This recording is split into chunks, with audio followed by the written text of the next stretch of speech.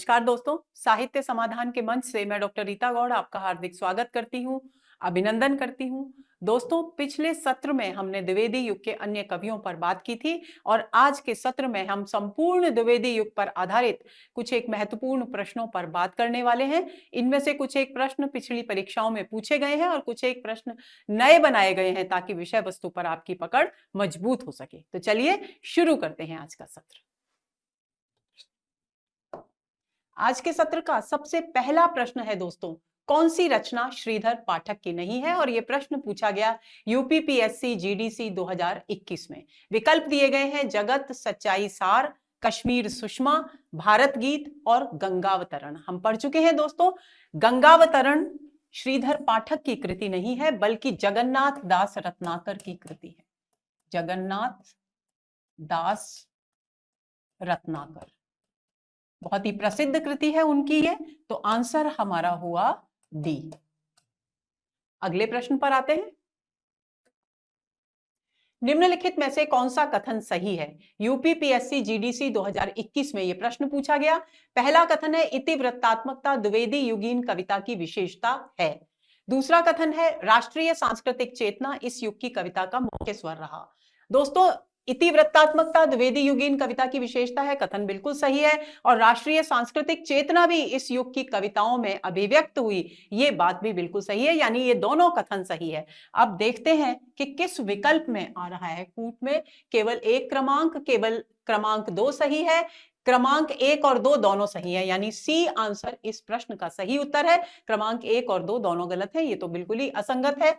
Answer होगा हमारा सी, यानी क्रमांक 1 और क्रमांक 2 यानी इतिवृत्तात्मकता और राष्ट्रीय सांस्कृतिक चेतना दोनों ही द्विवेदी युगीन कविता की महत्वपूर्ण विशेषताएं हैं।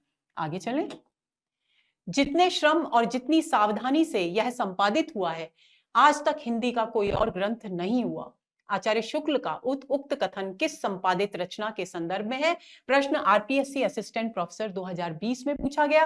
विकल्प हैं विनय पत्रिका, लाल चंद्रिका, बिहारी रत्नाकर और कबीर ग्रंथावली। तो दोस्तों, शुक्ल जी का ये कथन है बिहारी रत्नाकर।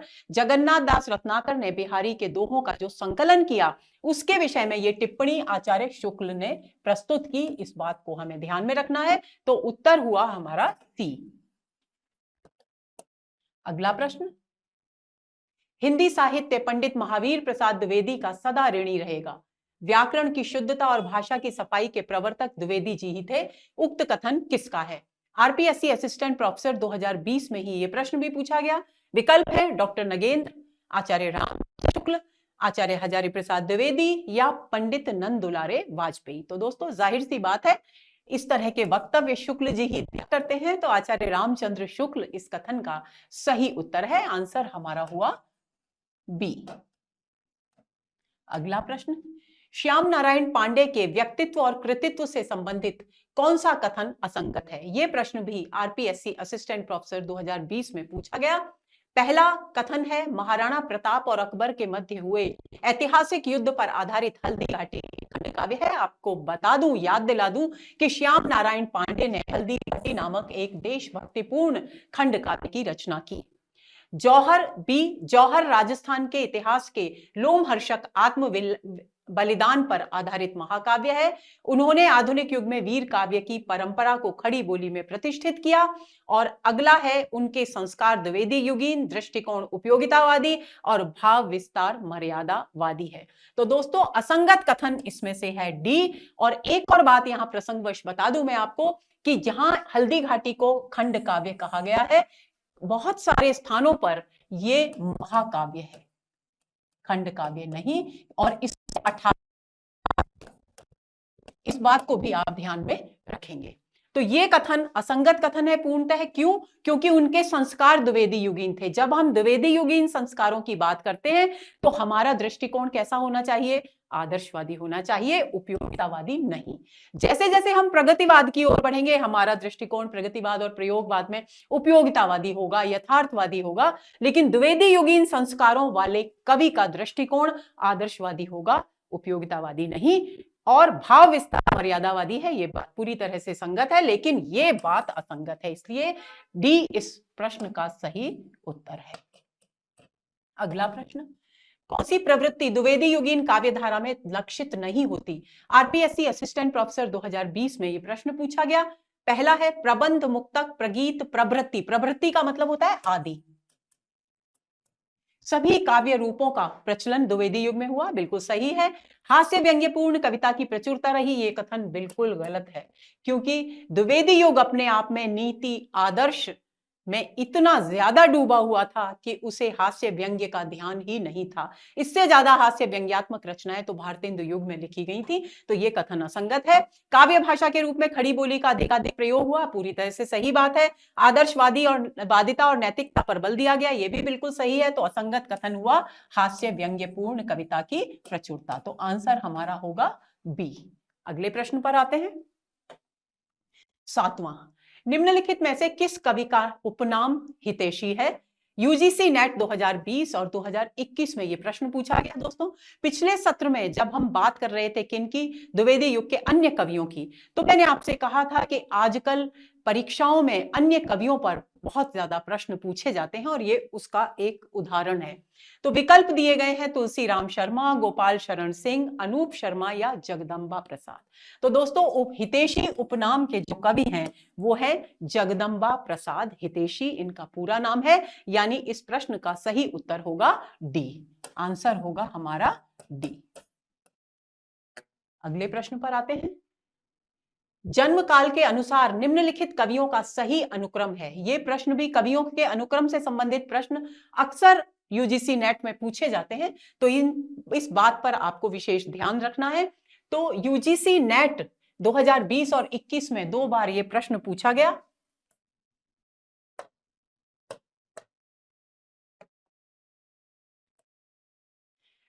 विकल्प हैं गया प्रसाद शुक्ल सनेही, श्रीधर पाठक, राम नरेश त्रिपाठी, अयोध्या सिंह उपाध्याय हरिऔध। तो दोस्तों, कूट देखते हैं। देखिए, सबसे पहले बात तो यह है कि इनके जन्म के वर्षों पर बात कर लेते हैं। श्रीधर पाठक गया प्रसाद शुक्ल सनेही का 1883 है वर्ष। श्रीधर पाठक 1858 में हुए। राम नरेश त्रिपाठी 1889 में 89 में हुए और अयोध्या सिंह उपाध्याय हुए 1865 में। तो इस दृष्टि से यदि देखा जाए तो दूसरा, चौथा, पहला और तीसरा विकल्प सही होने चाहिए। दूसरा, चौथा, पहला और तीसरा।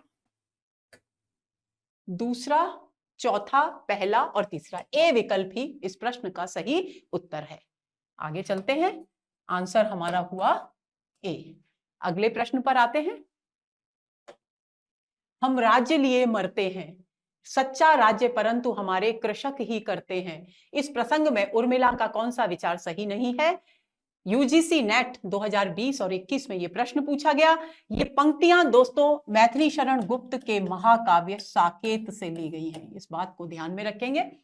पहला बिंदु है सामंती समाज में स्त्रियां मर्यादा के नाम पर घर की चार दीवारी में कैद होती हैं। किसान स्त्रियां अपने पतियों के साथ स्वतंत्रता पूर्वक विचरण करती हैं। किसान राज समाज से अधिक सुखी हैं। राज्य सुख भाग्यशाली लोगों को ही प्राप्त होता है। तो ये जो पंक्तियां हैं दोस्तों, उनमें कहीं ना कहीं ये तीनों भाव मौजूद हैं, लेकिन ये भाव कहीं मौजूद नहीं है। कहीं उर्मिला का ये उद्देश्य नहीं है इन पंक्तियों से कहने का कि राज्य का जो सुख है वो भाग्यशाली लोगों को ही मिलता है। इसलिए डी विकल्प इस विषय में असंगत कथन है। तो हमारे प्रश्न का सही उत्तर होगा डी। अगला प्रश्न। आज रात इससे परदेशी चल कीजे विश्राम यही, जो कुछ वस्तु कुटी में मेरे ग्रहण संकोच नहीं। प्रस्तुत काव्य पंक्तियों के रचनाकार हैं। यूजीसी नेट 2017 में यह प्रश्न पूछा गया। विकल्प हैं अंबिका दत्त व्यास, श्रीधर पाठक, राम नरेश त्रिपाठी, अयोध्या सिंह उपाध्याय हरिऔध। तो दोस्तों, ये पंक्तियां हैं श्रीधर पाठक की और उनका एक अनुदित उनकी कृति है एकांतवासी योगी, उसकी पंक्तियां हैं ये ध्यान में रखना है। तो इस प्रश्न का सही उत्तर होगा बी। अगला प्रश्न। निम्न में से कौन सी कृति रत्नाकर की नहीं है? डीएसएसपी टीजीटी 2021 में यह प्रश्न पूछा गया। विकल्प हैं उद्धव शतक, सुंदरी तिलक, वीराष्टक, समालोचना दर्श। तो दोस्तों, उद्धव शतक, वीराष्टक और समालोचना दर्श, ये तीनों कृतियां रत्नाकर यानी जगन्नाथ दास रत्नाकर की ही हैं। सुंदरी तिलक उनकी कृति नहीं है, ये घनानंद के कवित्वों का संग्रह है। घनानंद के कवित्व का संकलन। कौन सा संकलन? भारतेंदु हरिश्चंद्र ने जो संकलन किया था वो संकलन है ये, भारतेंदु हरिश्चंद्र द्वारा संकलित। सुंदरी तिलक इसका नाम है, यानी इस प्रश्न का सही उत्तर होगा बी। सुंदरी तिलक जो कृति है घनानंद के कवित्वों का संकलन है और ये संकलन भारतेंदु हरिश्चंद्र ने किया था। ये बिंदु आपको ध्यान में रखना है। आगे चलें। भीलों में रण झनकार अभी, लटकी कटे में तलवार अभी, भोलेपन में ललकार अभी, आंखों में है अंगार अभी। उपर्युक्त पंक्तियां किस कवि की हैं? राजस्थान असिस्टेंट प्रोफेसर 2018 में ये प्रश्न पूछा गया। विकल्प है मैत्री शरण गुप्त, रामधारी सिंह दिनकर, कन्हैयालाल सेठिया या श्याम नारायण पांडे। तो दोस्तों श्याम नारायण पांडे की पंक्तियां हैं ये, और उन्होंने, मैं पहले भी चर्चा कर चुकी हूं, हल्दी घाटी नामक एक काव्य लिखा जिसमें 18 सर्ग हैं। उसी की पंक्तियां हैं ये, और ओजपूर्ण पंक्तियां हैं क्योंकि ओज के कवि हैं श्याम नारायण पांडे। तो आगे चलते हैं। इस प्रश्न का सही उत्तर होगा डी। अगला प्रश्न, निम्नलिखित में से मैथिली शरण गुप्त की रचनाओं का सही कालक्रम है? हरियाणा टीजीटी 2020 में यह प्रश्न पूछा गया। ए रंग में भंग, भारत भारती, पंचवटी, साकेत। बी भारत भारती, रंग में भंग, पंचवटी, साकेत। सी रंग में भंग, भारत भारती, साकेत और पंचवटी, पंचवटी, रंग में भंग, भारत भारती, साकेत। तो दोस्तों मैथिली शरण गुप्त के सत्र पर हम चर्चा कर चुके हैं कि उनकी सबसे पहली जो कृति थी वो थी रंग में भंग, जिसका प्रकाशन वर्ष कहीं कहीं 1909 और कहीं 1910 मिलता है। तो 1909 यानी सबसे पहली कृति। अब भारत भारती हम पढ़ चुके हैं कि 1912 में प्रकाशित कृति है, पंचवटी 1925 में प्रकाशित और साकेत 1931 में प्रकाशित।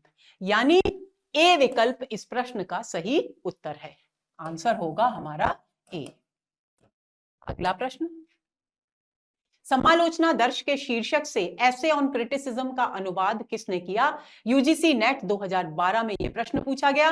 विकल्प है रामचंद्र शुक्ल, डॉक्टर नगेंद्र, जगन्नाथ दास रत्नाकर या रमेश कुंतल मेघ। दोस्तों प्रश्न तो थोड़ा जटिल है, लेकिन विकल्प जो दिए गए हैं उसके हिसाब से हम सहज ही अनुमान लगा सकते हैं कि सी विकल्प इस प्रश्न का सही उत्तर है। जगन्नाथ दास की कृति है समालोचना दर्श, और वैसे भी अभी एक प्रश्न में हम चर्चा कर चुके हैं, रामचंद्र शुक्ल की नहीं है, नगेंद्र की नहीं है और रमेश कुंतल मेघ की भी नहीं है। जगन्नाथ दास रत्नाकर की कृति है समालोचना दर्श। आगे चलते हैं। आंसर होगा सी। रचना काल के अनुसार श्रीधर पाठक की निम्नलिखित रचनाओं का सही अनुक्रम है। प्रश्न पूछा गया यूजीसी 2017 में। श्रांत पथिक, उजड़ ग्राम, एकांतवासी योगी, सांध्य अटन। एकांतवासी योगी, उजड़ ग्राम, श्रांत पथिक, सांध्य अटन। उजड़ ग्राम, श्रांत पथिक, सांध्य अटन, एकांतवासी योगी, श्रांत पथिक, सांध्य अटन, एकांतवासी योगी और उजड़ ग्राम। तो दोस्तों बी विकल्प इस प्रश्न का सही उत्तर है। एकांतवासी योगी का जो वर्ष है वो है 1886, उजड़ ग्राम का है 1889 और श्रांत पथिक का है 1902 और सांध्य अटन का है 1918। तो ये सही क्रम है प्रकाशन वर्ष के अनुसार इन कृतियों का। तो इस प्रश्न का सही उत्तर होगा बी। Answer B. अगले प्रश्न पर आते हैं। सूची 1 को सूची 2 से सुमेलित कीजिए तथा नीचे दिए गए कूट की सहायता से सही उत्तर चुनिए। केवीएस पीजीटी 2015 में यह प्रश्न पूछा गया। सूची 1 में रचनाएं हैं, सूची 2 में रचनाकार हैं। रचनाकार, रचनाओं का क्रम है वीर पंचरत्न, उलाहन पंचक, मातृवंदना और कानन कुसुम। तो दोस्तों वीर पंचरत्न कृति है लाला भगवान दीन की, हम पिछले सत्र में पढ़ चुके हैं। उलाहना पंचक कृति है मीर अली मीर की। मातृवंदना कृति है गिरधर शर्मा नवरत्न की और कानन कुसुम है मुकुटधर पांडे की। तो विकल्प होगा ए का चौथा, बी का तीसरा, सी का दूसरा और डी का पहला। यानी ए का चौथा, तीसरा, दूसरा और पहला ये क्रम होना चाहिए। कूट देखते हैं। तीसरा चौथा पहला, चौथा तीसरा दूसरा पहला, यानी सी विकल्प इस प्रश्न का सही उत्तर है। आंसर होगा सी। प्रेम शतक के रचनाकार हैं, यूजीसी नेट 2018 में यह प्रश्न पूछा गया। देख लीजिए आप, बार बार अन्य कवियों पर ही प्रश्न पूछे जा रहे हैं। विकल्प है जगन्नाथ दास रत्नाकर, दुलारे लाल भार्गव, वियोगी हरि और अंबिका दत्त व्यास।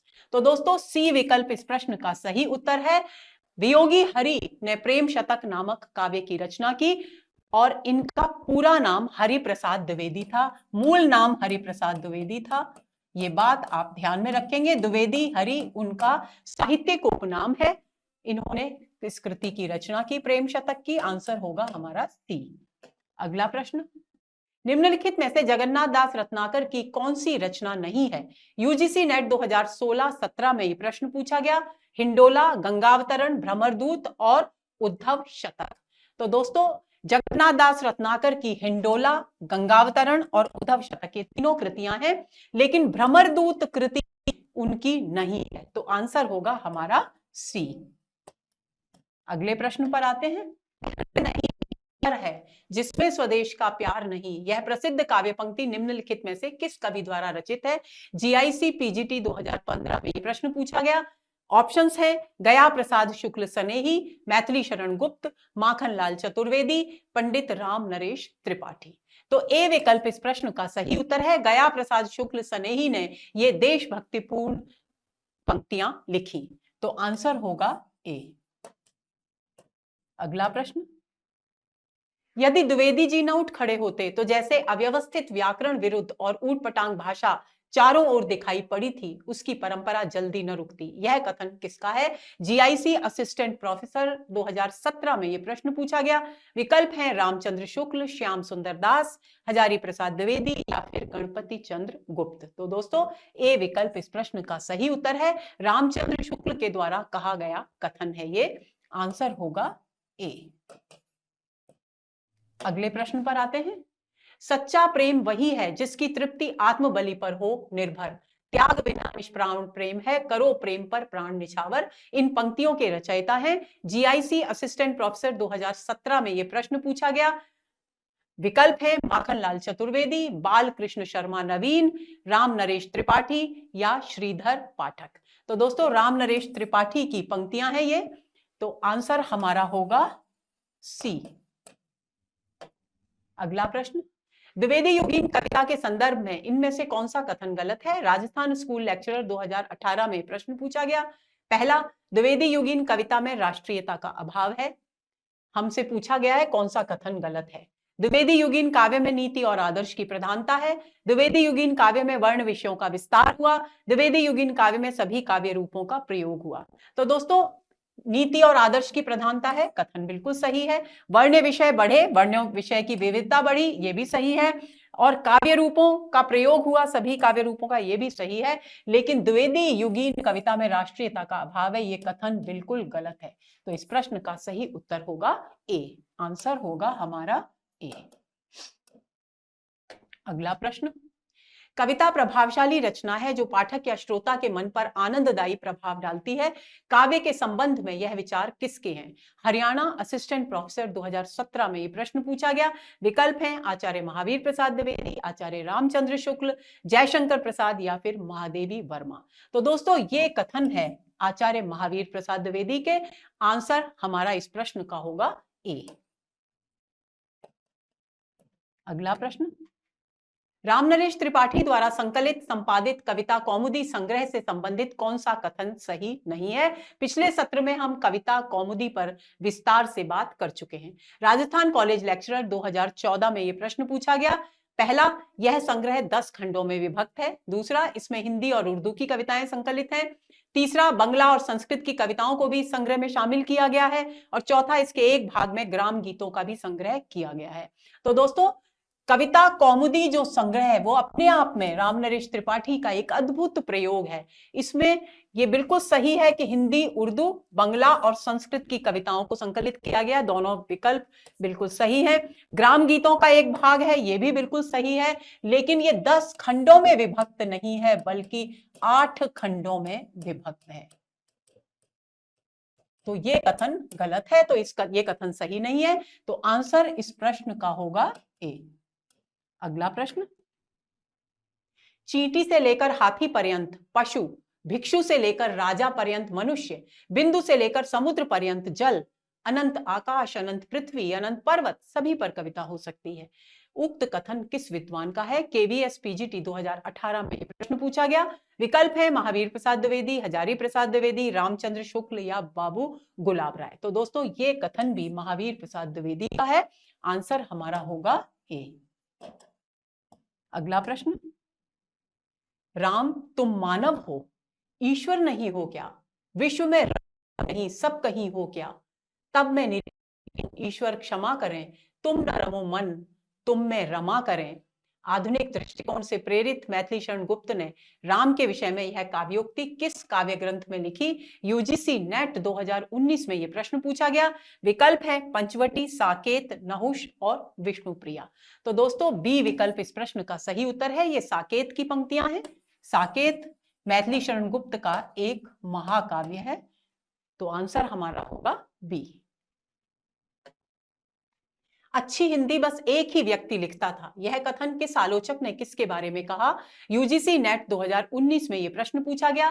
विकल्प हैं हजारी प्रसाद द्विवेदी ने निराला के बारे में, बी महावीर प्रसाद द्विवेदी ने बाल मुकुंद गुप्त के बारे में, सी रामचंद्र शुक्ल ने जयशंकर प्रसाद के बारे में, या डी नंदुलारे वाजपेयी ने महावीर प्रसाद द्विवेदी के बारे में। तो दोस्तों बी विकल्प इस प्रश्न का सही उत्तर है। ये कथन महावीर प्रसाद द्विवेदी ने बाल मुकुंद गुप्त के विषय में कहा था। तो आंसर इस प्रश्न का होगा बी।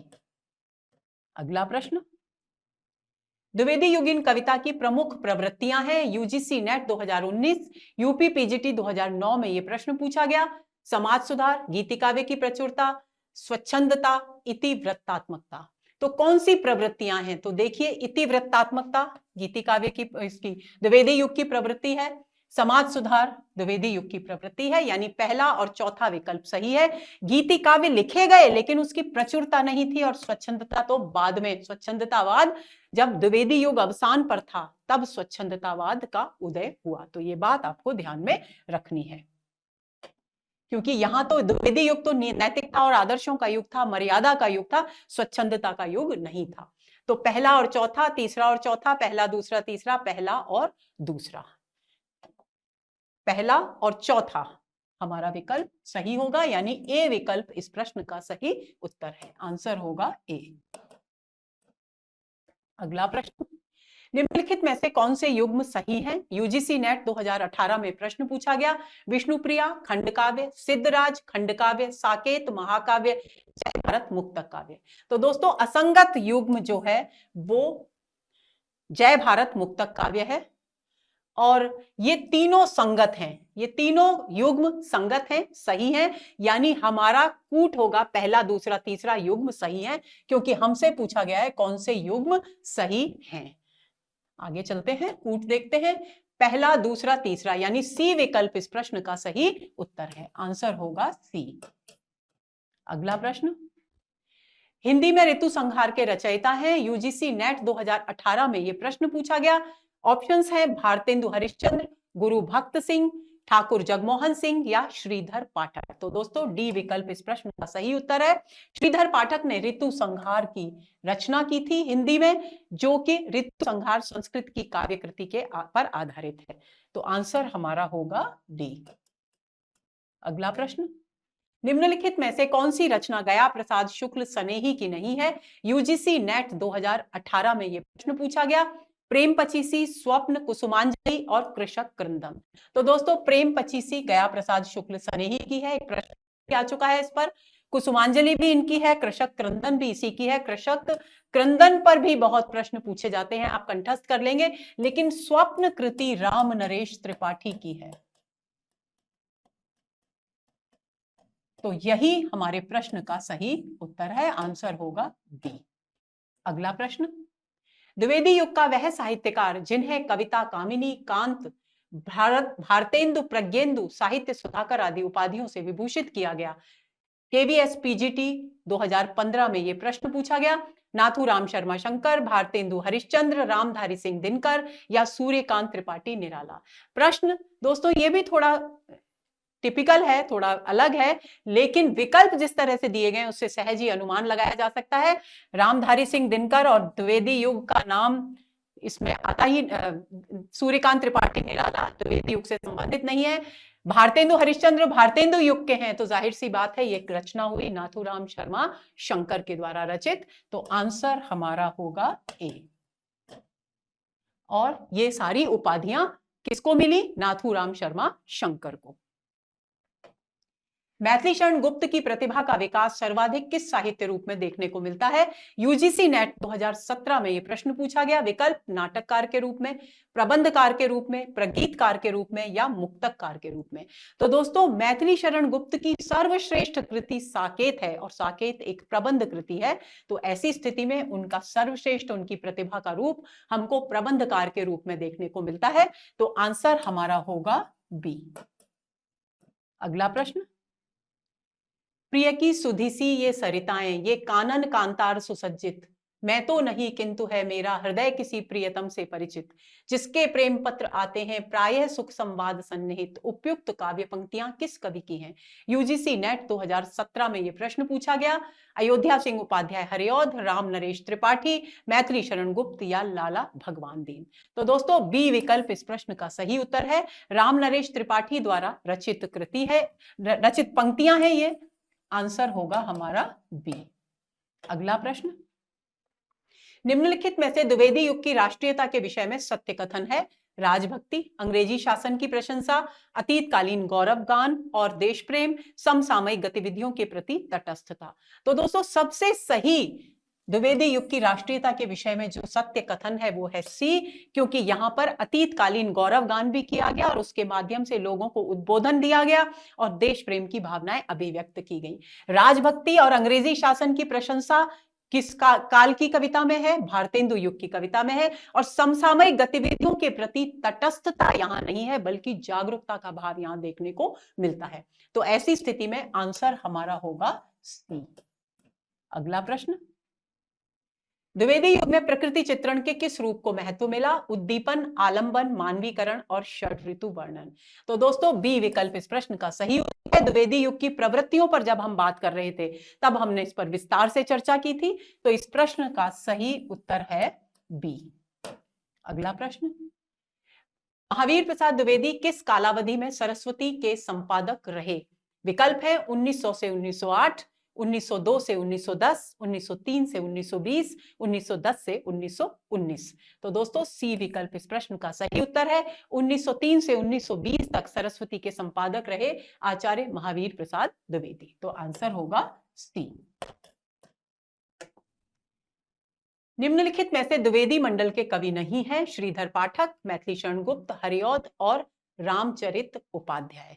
तो दोस्तों ए विकल्प इस प्रश्न का सही उत्तर है, क्योंकि स्वच्छंदतावाद के प्रवर्तक माने जाते हैं श्रीधर पाठक और शेष सभी महावीर प्रसाद द्विवेदी मंडल के कवि हैं, क्योंकि उन्होंने महावीर प्रसाद द्विवेदी की प्रेरणा से खड़ी बोली में काव्य सृजन शुरू किया था। तो आंसर हमारा इस प्रश्न का होगा ए। अगला प्रश्न, महावीर प्रसाद द्विवेदी के विषय में निम्नलिखित में से कौन सा कथन असत्य है? ए 1923 में 13वें हिंदी साहित्य सम्मेलन में द्विवेदी जी को काशी नागरी प्रचारिणी सभा ने अभिनंदित किया। बिल्कुल सही बात है, हम पढ़ चुके हैं। बी 1933 में प्रयाग द्विवेदी मेले में दिए गए द्विवेदी जी के भाषण पुस्तक के रूप में प्रकाशित हुए, ये कथन भी बिल्कुल सत्य है। द्विवेदी जी ने लोकहित, नवीन शैली, गंभीर उद्देश्य एवं निर्दोषिता को श्रेष्ठ काव्य की कसौटी माना, ये कथन भी बिल्कुल सही है। द्विवेदी जी ने सरस्वती में श्रृंगारिक रचनाओं को प्राथमिकता दी, ये कथन गलत है।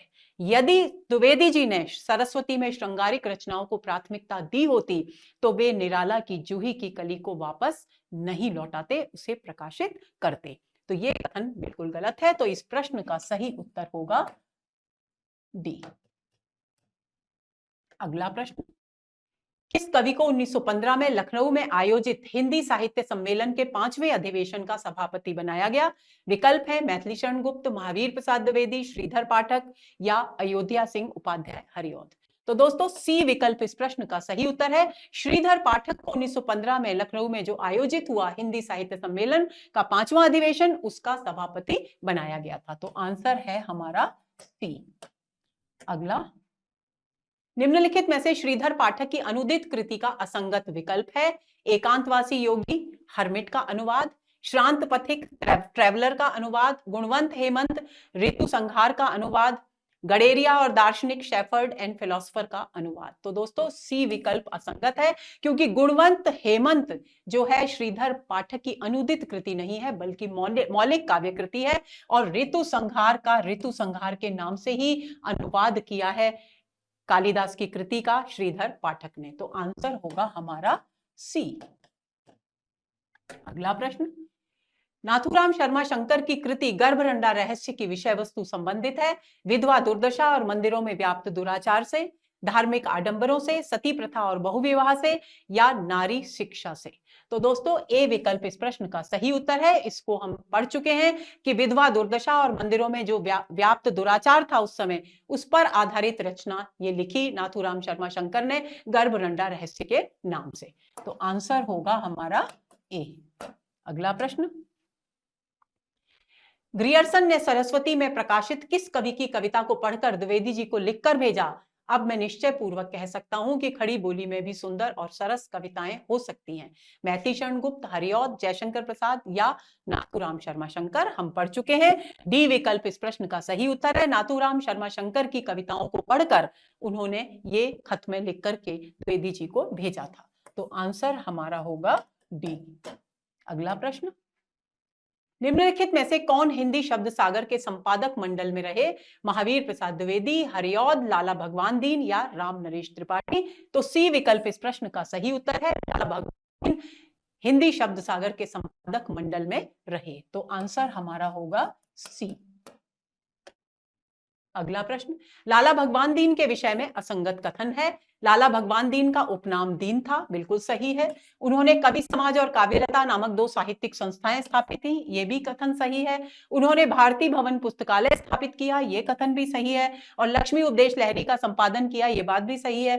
गर्भरंडा रहस्य इनकी सामाजिक सरोकारों से संबंधित कृति है, ये असंगत कथन है, क्योंकि गर्भरंडा रहस्य लाला भगवान दीन की कृति नहीं है। तो आंसर हमारा होगा डी। निम्नलिखित में से किस ग्रंथ की टीका लाला भगवान दीन ने नहीं लिखी?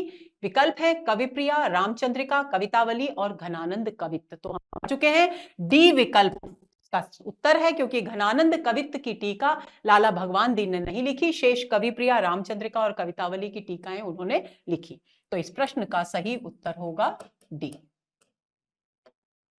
तो दोस्तों ये हुआ हमारा आज का सत्र, जिसमें हमने 45 से 50 के बीच में प्रश्नों पर गहरी बात की। उम्मीद करती हूँ ये सत्र हमेशा की तरह आपके लिए बहुत बहुत उपयोगी होगा। अगले सत्र के इंतजार में रहिए। नमस्कार।